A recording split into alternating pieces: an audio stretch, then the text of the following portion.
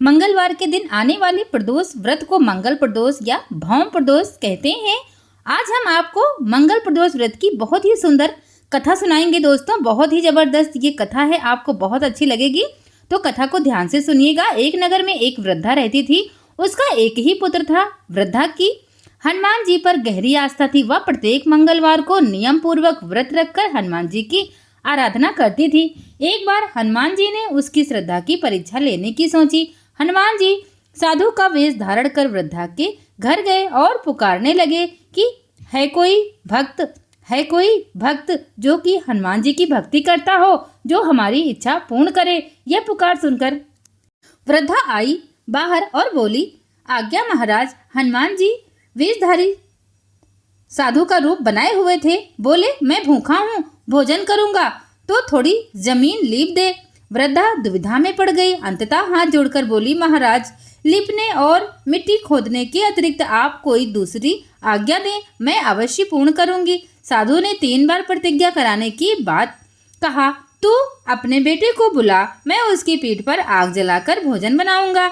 यह सुनकर वृद्धा घबरा गई, परंतु वह प्रतिज्ञाबद्ध थी। उसने अपने पुत्र को बुलाकर साधु के सुपुर्द कर दिया। वेशधारी साधु हनुमान जी ने वृद्धा के हाथों से ही उसके पुत्र को पेट के बल लिटवाया और उसकी पीठ पर आग जलवाई।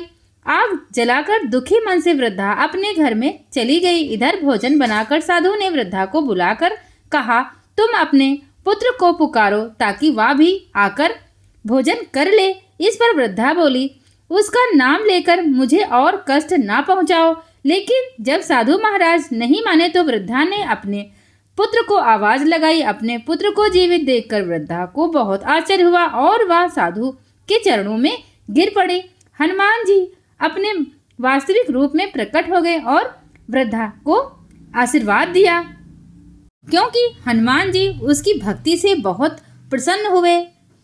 मंगल प्रदोष का जो व्रत होता है ये भगवान भोलेनाथ और हनुमान जी को समर्पित होता है। और इस दिन अगर आप इस व्रत को करते हो, कथा को सुनते हो, तो भगवान भोलेनाथ और हनुमान जी बहुत ही ज़्यादा प्रसन्न होते हैं। मंगलवार का दिन व्याधियों का नाशक होता है और इस व्रत में व्रती को एक समय गेहूं और गुड़ का भोजन करना चाहिए। जैसे कि गुड़ का भौरा बनाया जाता है गेहूं के आटे का, उसी तरह से आपको भी गेहूं के आटे का और गुड़ का भोग लगाना चाहिए। इस व्रत को करने से मनुष्य के सभी पाप और रोग नष्ट होते हैं। इसमें किसी भी प्रकार का कोई संशय नहीं है। फ्रेंड्स, ये जो व्रत होता है बहुत ही पावरफुल है। अगर इसको आप रखते हो तो आप हनुमान जी के और भगवान भोलेनाथ की शरण में रहते हो, तो ये बहुत ही पावन व्रत है। तो ये कथा आपको कैसी लगी मुझे कमेंट करके जरूर बताइएगा। हम फिर मिलते हैं नेक्स्ट वीडियो में।